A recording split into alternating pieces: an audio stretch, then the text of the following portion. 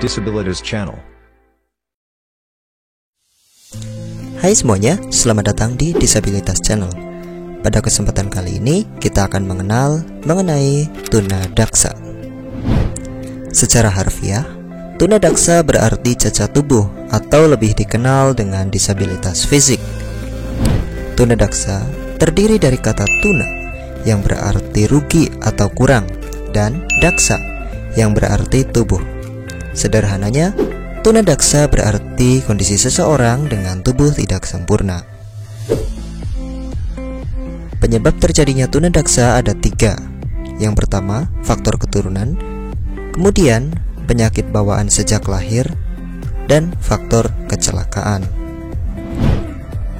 Pertama yang akan kita bahas yaitu fase prenatal atau sebelum kelahiran.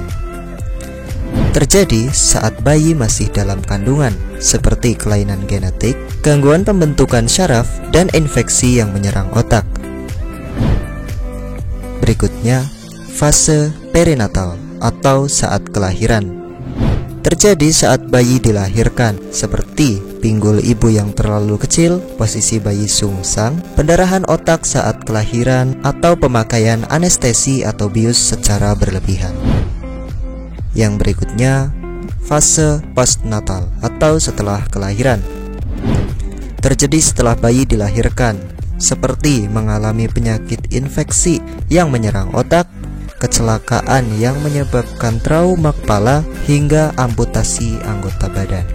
Dilansir dari laman Handicap Welfare Association, ada 2 kategori utama tunadaksa, yakni disabilitas neuromuskuloskeletal dan disabilitas muskuloskeletal. Yang pertama, disabilitas neuromuskuloskeletal.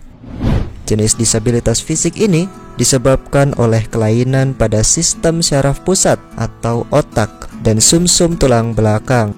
Berikut beberapa contoh gangguan akibat kelainan pada sistem syaraf pusat. Yang pertama yaitu cerebral palsy atau lumpuh otak, sekelompok gangguan yang mempengaruhi otot dan syaraf sehingga terjadi gangguan fungsi motorik terutama pada anak-anak. Yang berikutnya poliomyelitis atau polio, penyakit menular akibat infeksi virus yang menyerang sistem syaraf pusat sehingga menyebabkan kerusakan pada sistem syaraf motorik. Yang berikutnya ada spina bifida atau cacat lahir yang terjadi karena tulang belakang dan syaraf tulang belakang tidak terbentuk sempurna saat kehamilan. Yang berikutnya ada stroke atau gangguan suplai darah menuju otak sehingga penggunanya bisa terkena gangguan fungsi motorik dan sensorik tiba-tiba pada satu sisi tubuh. Yang berikutnya cedera kepala atau trauma akibat benturan pada kepala yang bisa mempengaruhi fungsi motorik dan sensorik pada otak tergantung tingkat keparahannya. Yang kedua, disabilitas muskuloskeletal. Jenis disabilitas fisik ini disebabkan oleh kelainan pada bentuk otot atau tulang, penyakit dan degenerasi atau penuaan sehingga menghambat aktivitas. Berikut sejumlah kelainan yang bisa terjadi pada sistem otot dan rangka. Yang pertama, kehilangan anggota badan. Bisa terjadi karena cacat lahir, penyakit, atau kecelakaan yang memerlukan anggota badan untuk menggantikan fungsinya. Yang berikutnya, osteoartritis atau pengapuran sendi.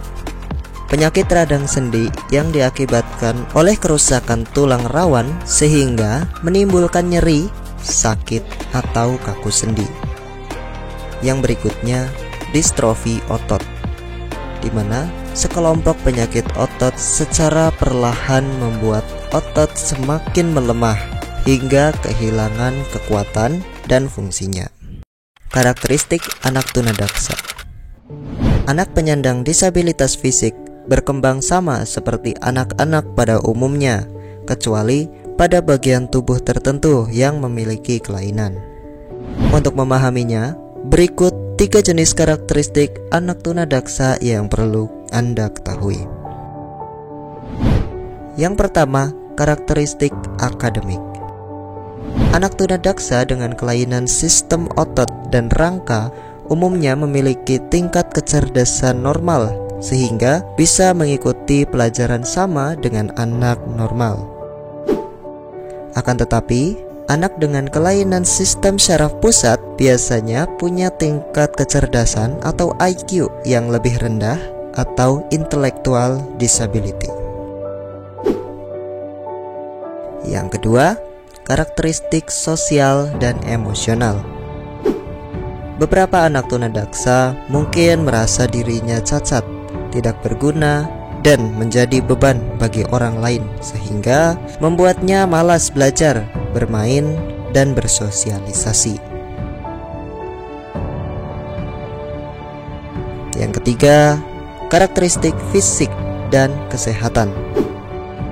Kecenderungan gangguan kesehatan lain seperti sakit gigi, berkurangnya kemampuan pendengaran dan penglihatan, serta gangguan bicara umumnya terjadi pada anak dengan disabilitas syaraf. Nah, itu dia sekelumit tentang tunadaksa. Semoga bermanfaat dan salam disabilitas.